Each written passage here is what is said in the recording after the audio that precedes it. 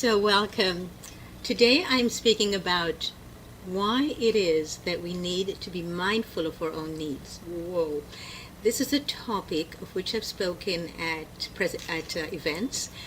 And now that most of us doing things by video online, I thought I would actually bring this topic up again because I see it's a big issue in some people's lives. You know what I find interesting? That many people are upset with others for not meeting their needs. And yet, if I'm working with a client and they tell me they're upset with a spouse or a friend or a child or a parent, and I say, and what are those needs? What are your needs? They cannot tell me what their needs are. So if you do not know what your needs are, how can somebody else meet them for you? Plus, I invite you to think of this today. Maybe your needs are there for you to meet them yourself. The truth is that no one can fulfill our needs, nor all of our needs, nor can one person fulfill all of them.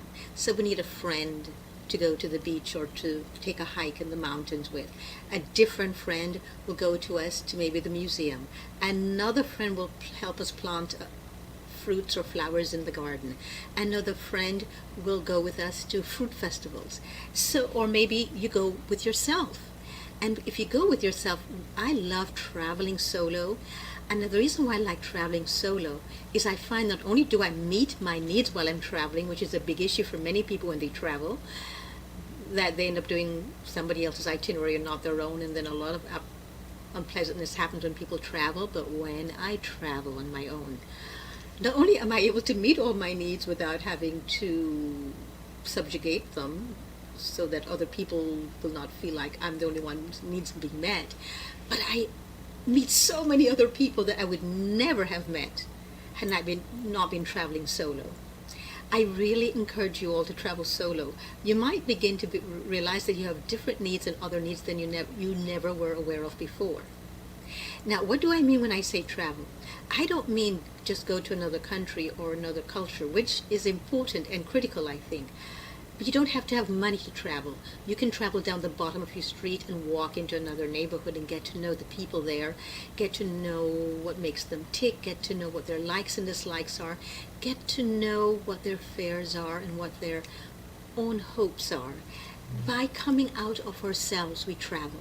By listening to others, we travel. Ask somebody that you would never have spoken to.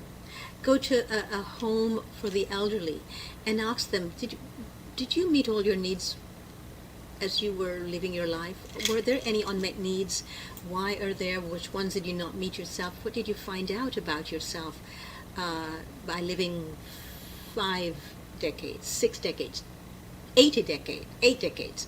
What did you find out about yourself? What have you learned that is a gem and a treasure that you could impart to me right now?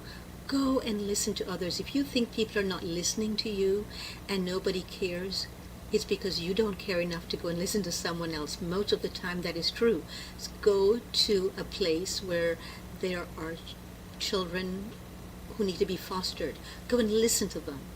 But I really think that this trend that we have, shutting people off when they get older and pushing them into these homes and then drugging them so they just sit all day long in a chair and just stare into the void, I think that needs to be reversed and changed. I didn't see it in any other country until I came to the United States, and I was shocked. Do you want to be treated this way when you get older? Is this something that you would like to look forward to? What I'm saying is, think about what your needs are now and meet them now, and meet the needs of others now by listening to them. The quickest and easiest way to meet somebody else's needs is just to sit and listen to them. And listening means active listening, meaning we don't talk, we don't think about, that's true for me. Oh, this is what I would do in that situation instead. No, that you really stay with an open heart. You really open your chest up physically so you can listen to them. And we have so many different needs. You know, I might have needs to eat a mango in the summer. I happen to love just the aroma of this is the fragrant. It's so fragrant. I happen to love the fragrance of my foods. Some people might prefer to eat a jicama. There's no fragrance here. But does that mean that my need is more legitimate than theirs? Just because I happen to love the fragrance of fruits. And that's why I am pulled towards fruits, and I have been ever since I was a child.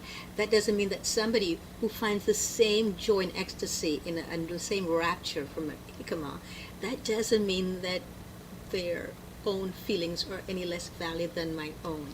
So explore, go beyond your own thoughts and feelings, and then spend time with yourself, listening to your own needs, and find ways to meet them for yourself. Once you do that, do you know what I find from working with clients and with myself? Is that is when we become the most powerful. Is when we learn to meet our own needs. So I invite you to do that today, and I look forward to hearing your comments below. And please subscribe and click the notification button if you'd like this conversation, to join in the conversation if you'd like more of this. Every weekday, Monday to Friday at this time right here, this is where I am discussing all the different things that make up our own consciousness and all the different ways in which we exist and we look to exist in this world. So think about getting beyond the self and meeting your own needs, and getting beyond the self and learning to listen to others. Thank you. Remember, until I see you again, be bold, be mindful, and know that you matter. Treat yourself as if you